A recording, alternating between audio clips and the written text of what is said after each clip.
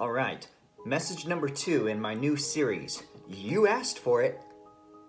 Okay, so last message, which was message number 1, we talked about the topic because Brandon asked the question, does God do bad things or does he just allow them to happen?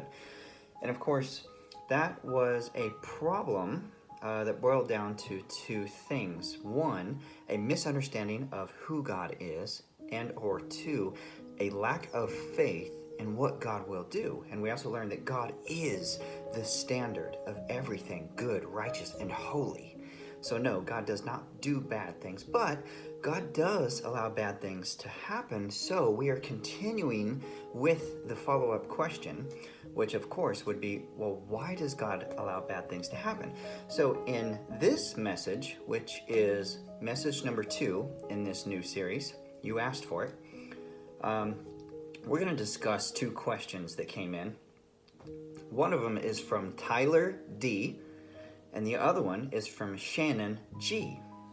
So Tyler asked, why would God or Jesus push you to the breaking point? Push someone to the point of rejecting them? That's a good question, Tyler. Shannon asked, when will God end what is going on? And by that, she's referring to coronavirus, COVID-19, and everything that's happening now. When will God end what is going on? I'm at my wit's end. I feel Jesus isn't there. I'm seriously questioning my faith in a God who lets bad things happen. But I have felt peace in this time at home, too. So she has a little bit of conflicted feelings there. Okay, so great questions. And it's essentially, why does God allow bad things to happen? And as I said in my previous message, now I want to answer this, but it's going to take 3 parts to be able to answer it, because as much as I would like to explain truth, the depth of truth, in one simple answer, it doesn't help to understand it, comprehend it quite so well. So let's dive in. Now, this is not so much as a shameless plug of my book, Superhero University, the Ultimate Superhero Training Manual, but to answer this question, why does God allow bad things to happen? I mean, I've already written about it, so why not just share with what I've written? And honestly, a lot of questions that you have will probably be answered in this book. It's like a training manual on how to be a dedicated Christian.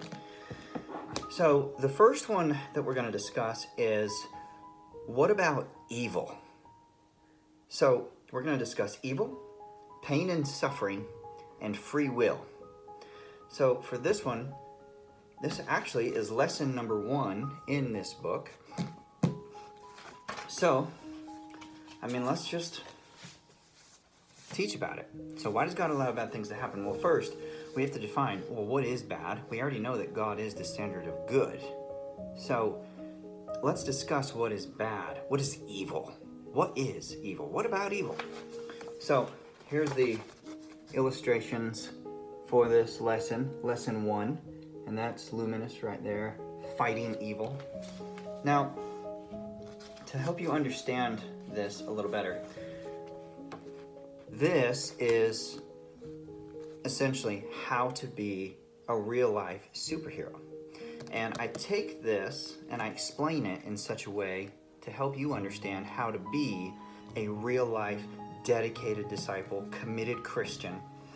And this first one, we take the character qualities of a superhero and we're explaining it that way. Now, okay, so this is lesson 1. Now, everyone knows that superheroes fight against evil villains, right? But how could superheroes fight against evil if they are unable to recognize evil? Superheroes recognize evil because they realize there is an absolute standard of goodness by which all evil can be known. Now, the superhero, the supreme superhero, is the standard for all that is good.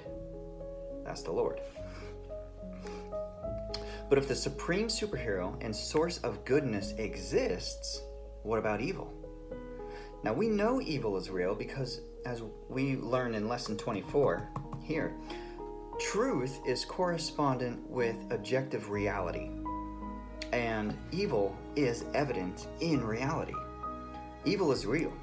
But as we will learn in the next lesson here, if we ever get to that in this one, I'm not going to discuss it next for our series, but lesson 2, there must be an objective moral standard. In addition, the moral lawgiver must be absolutely good. Now ponder on this.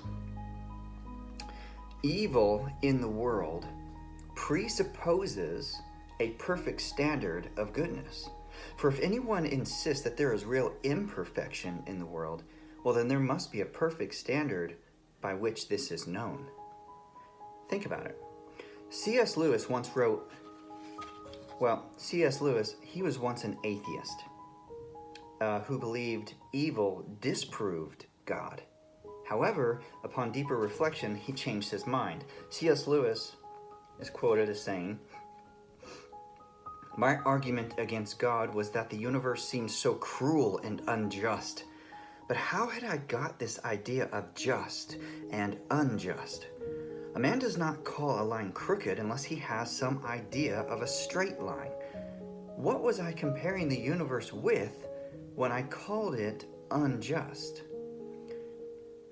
The existence of evil ends up being an argument for the existence of God. But if God exists, God must be either evil or good.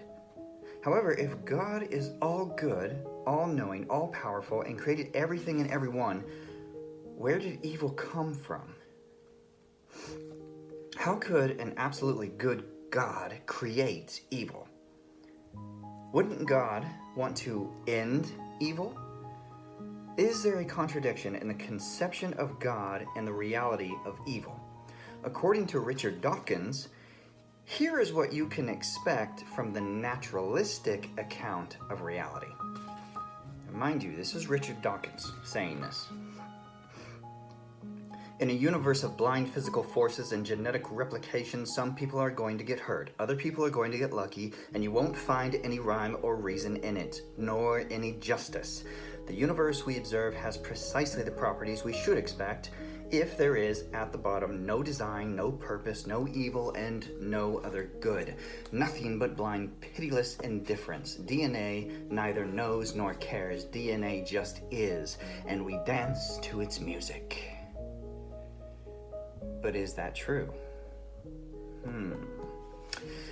If DNA neither knows nor cares, then why is it that I do care? And I know that I care. In fact, all superheroes care. According to Christianity, God is not silent.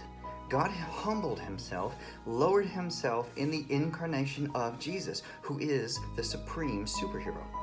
God is not indifferent to our suffering.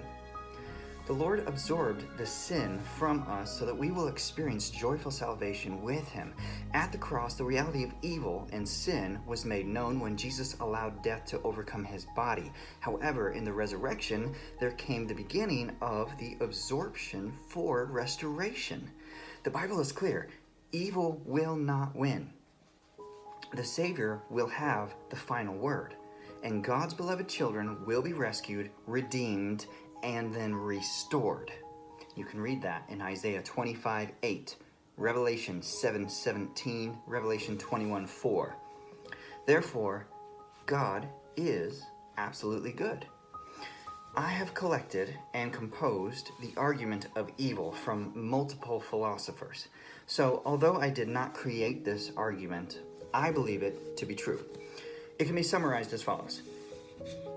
1. God is absolutely perfect. 2. God created only perfect creatures because God is incapable of making mistakes. 3. One of the perfections God gave some of his creatures was the power of free will. 4. Some of these creatures freely chose to do evil by rejecting the absolute standard. 5. Therefore, a perfect creature caused evil, thereby choosing to be imperfect, no longer in alignment with the perfect design. In God's absolute perfect love, God gave humans free will. With the gift of free will, some humans chose evil. But what caused the first creature to choose evil? There are three basic views of the nature of choice. 1, determinism. 2, indeterminism. And 3, self-determinism. Now, in determinism, a free act is caused by another. In indeterminism, well, it's uncaused. And in self-determinism, it is caused by oneself. Determinism would eliminate human responsibility since another caused the action, not ourselves. Indeterminism is irrational since a fundamental rule of reason is that every action has a cause. It follows then that every free choice must be self-caused.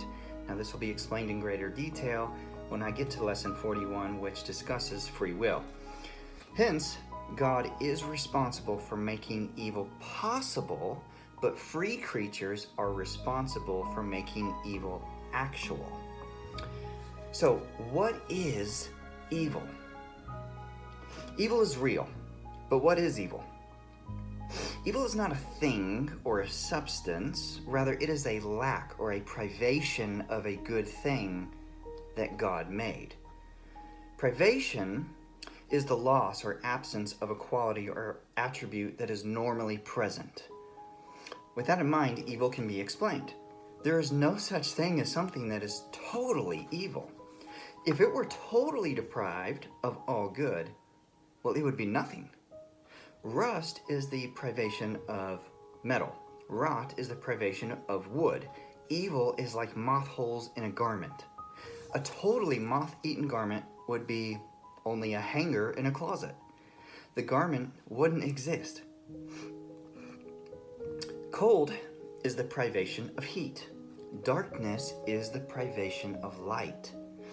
Evil is the privation of God, objective moral standard. When a human rejects or refuses the objective moral standard, God, evil will be evident and seen as the corruption of what is good. Now, a classic argument against God is the persistence of evil. Many skeptics argue that if God is all-powerful, he could destroy evil. If God is absolutely good, well, then he would destroy evil. However, evil is not destroyed and still exists and persists, therefore there is no such God.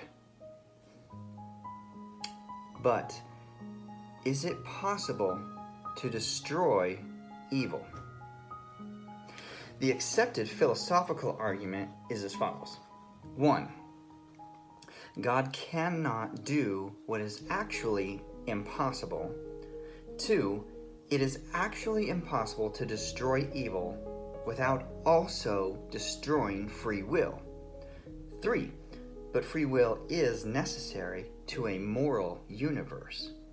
4, therefore, God cannot destroy evil without also destroying this good moral universe. It is impossible for God to do what is contradictory because God will not contradict himself. God cannot make an affirmation to be true and false at the same time. God cannot stand for truth while opposing and objecting truth. God cannot make a square circle or a stone so heavy he cannot lift it. It is not possible to force people to freely choose the good. Forced freedom is oxymoronic and is not freedom at all. Therefore, God cannot literally destroy all evil without annihilating free will. Unless hate is possible, love is not possible. Unless evil is possible, good cannot be freely chosen. What then is the purpose of evil? If God does not create evil, but does permit evil to happen, Why does God permit evil to happen? Is there any other reason that God permits evil to exist other than the gift of free will? Many people argue that an all-good God must have a good purpose for everything. Some argue that there is no good purpose for some suffering, therefore there cannot be an all-good God. But is that true? Pain serves a purpose. The ability to have pain has a good purpose. Pain helps us to know we are alive, and it also helps guide us in the right direction. If one were to put his or her hand in fire, well, the pain would help that person to realize his or her limitations and to stay within the boundaries that are beneficial to health and prosperity. Likewise, much pain we experience in life are warnings and provide us with opportunities to correct ourselves. With free will comes opportunities to learn from mistakes. Evil is sometimes a byproduct of a good purpose. Plants and animals die so that humans may have food to live. God had a good purpose for creating water to sustain life. However, this makes it possible for someone to drown. It is good to have sexual intercourse within the confines of marriage for procreation and enjoyment. However, this makes it possible for someone to get raped. It also makes it possible for a woman to abort her baby. It is evident that much good has been produced from the evil acts that have been experienced. Although the lives of trees are taken, a house can be built. Sawdust is an unintended byproduct of making lumber, but it can be salvaged to make paper. Now, consider the following examples that I'm about to tell you about. MADD, M-A-D-D, which is Mothers Against Drunk Driving. MADD was founded on September 5th, 1980 by Candace Lightner after her 13-year-old daughter, Carrie, was killed by a drunk driver. But now there's at least one MADD office in every state of the United States and at least one in each province of Canada. These offices offer victim services and many resources involving alcohol safety. MADD has shown that drunk driving has been reduced by half since its founding. The death of a 13-year-old girl, that was due to another human's free will. Some human chose to get drunk and then operate a vehicle, consequently killing Carrie. However, since the death of a 13-year-old girl in 1980, MADD has saved an estimated 300,000 lives and counting. Consider this example, the example of America's Most Wanted. In 1981, John Walsh's 6-year-old son Adam was abducted from a mall. 2 weeks after Adam's disappearance, his severed head was discovered in a canal 120 miles away from the mall. Now truly, evil is real. The devastation led Walsh to dedicate himself to catching fugitives and seeking justice for crime victims. The FBI credits America's Most Wanted for leading to the capture of 17 of the fugitives who have appeared on the agency's 10 Most Wanted list. That's pretty impressive. Walsh says an estimated 1,200 suspects have been caught as a result of the show.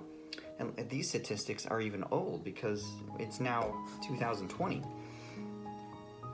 John Walsh is also a co-founder of the National Center for Missing and Exploited Children. Before Adam Walsh's kidnapping and death, there was no national database on missing children. Law enforcement officers would enter information on stolen cars, stolen guns, and stolen jewelry, but there was no central place to keep information on missing children. So John Walsh and his wife pushed Congress to pass the Missing Children Act, which led to the creation of the National Center for Missing and Exploited Children. Now, according to its website, which is missingkids.com, the center has helped law enforcement find almost 200,000 missing children since it was founded in 1984. The death of a 6-year-old boy was due to another human's free will. Some human chose to disregard the absolute moral standard and abduct and murder Adam. However, since the death of a 6-year-old boy in 1981, thousands of suspects have been captured and thousands of missing children have been found. What about suffering? Why does God permit evil if people suffer? Now, first and foremost, we're going to get to this in great detail later. But much of the suffering in the world is due to free will. Some suffering is brought on directly by free will. Some suffering is brought on indirectly by free will. The choice to be lazy can result in poverty. Some people suffer directly from free will, as in the case of spouse or child abuse. Some people suffer indirectly from free will. Alcoholism can lead to poverty of one's children. Also, some suffering may be a necessary condition of a greater moral good. Just as diamonds are formed under great pressure, our character is also formed under pressure and suffering. Again, this is going to be explained in great detail later. Pain and suffering. Okay, so still, this is what about evil? Okay, what about natural disasters? Now, free will might explain the vast majority of evil, but what about natural disasters? Moral evil is explained by free will, but some natural evil does not result from free will. Natural evil cannot always be explained by free will of creatures. Hence, it is argued that God must be responsible for natural evil. But natural evils cause innocent suffering and death. Hence, it is argued that God is responsible for innocent suffering and death. Therefore, God can be all good, yet not all powerful, or God can be all powerful, yet not all good. But is this true? Now, we cannot assume that earthly deaths of natural disasters are evil. Death may seem evil to us mortals in a self-seeking state, in a temporal mindset. But that doesn't mean that earthly death itself is evil. Now, if those who died might be joyful in the presence of the Lord, it is possible that they received a shortcut or a fast pass into a blessing. We must also consider displacement from natural disasters. If people get shifted around and go to different locations, some people might meet their future spouse in the process. Now, I personally met a couple where this was the case. Because of Hurricane Katrina in 2005, a man fled to a different location, and it was there at that new location he met the woman who would later become his wife. And who knows, from that person's lineage may be the next scientist, inventor, or leader. Natural disasters also give communities a chance to improve infrastructure and reprioritize community needs. Researchers from Duke University's School of Environment and Earth Science assert that hurricanes and tropical storms help spread about environmental necessities. Furthermore, without hurricanes, barrier islands on coastlines and their ecosystems would not survive. Fires can eliminate unwanted, invasive plants from certain ecosystems, but they can also help spread them. Fires can enrich soils with fresh nutrients and encourage greater plant diversity. Some plants are even dependent upon fire for their seeds to sprout in the long term. Also, animals are sometimes attracted to new growth in areas recovering from fire. The only logical conclusion I can find is that the supreme superhero produces a lot of good out of what humans consider to be evil acts of nature. Just as MAD and America's Most Wanted produced a lot of good from initial evil, the Savior is also able to produce a lot of good from natural disasters. In addition, we have no earthly way of knowing just how far the effects of natural disasters can extend. We simply do not know enough information about natural disasters to assume their purposes. Many people can claim that a volcanic eruption is bad. But if it creates a new island and provides opportunity for life in the future? At one point, the formation of the Hawaiian Islands could have been viewed as a bad or evil eruptive force. However, the people who now live on the Hawaiian Islands would tell you much good has come from some initially destructive eruptions. So, in conclusion, the vast majority of all evil exists due to free will and the privation of what is good. Free will is a loving gift to humanity. The majority of all evil exists because humans refuse to abide by the objective moral standard. Only some of the evil we experience is due to natural disasters, if it's evil at all. However, you gotta think, like, maybe you're just at the wrong place at the wrong time. Maybe you shouldn't be there. However, many people have come to God through suffering. Although we know that evil exists, we also know that much good has come from much evil. Simply because finite minds cannot conceive of a good purpose for some evil does not mean that there is none. Also, the existence of evil acts does not mean that God condones evil acts, but merely permits them to happen. As C.S. Lewis rightly noted, pain is God's megaphone to warn a morally deaf world. And if we, as finite beings, know a good purpose for much evil, then surely an infinite mind can know a good purpose for the rest. After all, God's thoughts and ways are much higher and deeper than our own. That's in Isaiah 55, 8-9.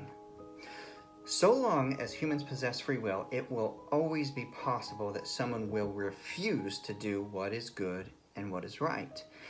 I believe that what we view to be worst-case scenario in our limited perception of this physical life will turn out to be an awesome story that will help us connect the dots and remain humble and grateful in the restored life with the Savior.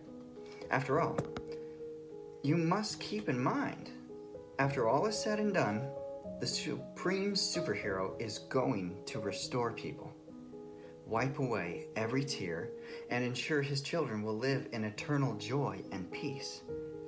Again, this is Isaiah 25:8, Revelation 7:17, Revelation 21:4. Using logic and reasoning, I have concluded that if evil is not permitted, then it cannot be defeated. The only way to overcome evil is to allow it to be permitted. I believe that God permitted evil in order to overcome it. I believe this physical life on earth is merely a boot camp training ground. Just as filters are used to purify our drinking water, I believe God uses this life to filter bad from good. Just as dross is removed from gold, I believe God uses this life to filter bad from good. Just as wheat is threshed and winnowed to remove chaff, I believe God uses this life to separate bad from good. Think about it. On Judgment Day, people will only be separated into two classes. Darkness will be separated from the light, the common from the holy, unclean from the clean, impurities from the pure, curse from the blessing, the bad from the good, evil and lawless from the righteous, and the sinner from the saint. At harvest time, the weeds will be gathered and thrown into the fire. And you can read all of that right there in all of those scriptures that are highlighted in pink. But I believe this life is a mere accumulation of evidence through our free will that will serve to either testify for us on our behalf or proclaim, start that over. I believe this life is a mere accumulation of evidence through our free will, right? That will serve to either testify for us on our behalf to proclaim our righteousness, or the choices we make will condemn us as being wicked. Now, evidence is brought into a courtroom in order to declare an innocent or guilty verdict upon someone. I believe our entire lifespan will amount to the evidence that will speak for itself. Everything we do or do not do is creating our own case for us or against us. An entire lifespan of evidence, it will not be discredited or denied and declared inadmissible. when it comes time for Judgment Day, we will have no excuses that will be able to counter the amount of evidence for or against us. So, reflection time. In Psalm 97:10, it is written, "You who love the Lord hate evil." In Proverbs 8:13, "All who fear the Lord will hate evil. Therefore, I hate pride and arrogance, corruption, and perverse speech." In Amos 5:14-15, it is written, "Do what is good and run from evil. Hate evil and love what is good." Romans 12:9, it is written, "Love must be completely sincere. Hate what is evil, hold on to what is good." All throughout God's Word, the absolute standard, we are to hate what is evil. We are to not do evil. We are to do good, be good. So ask yourself, and truly ponder on this. Take some time and think it out. Do you believe evil exists? Is it not evident, correspondent to objective reality? But from where did you get this concept of evil?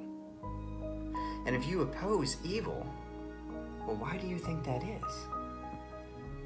All superheroes recognize evil as being bad because they understand that evil is not the right design and is a privation of what is good.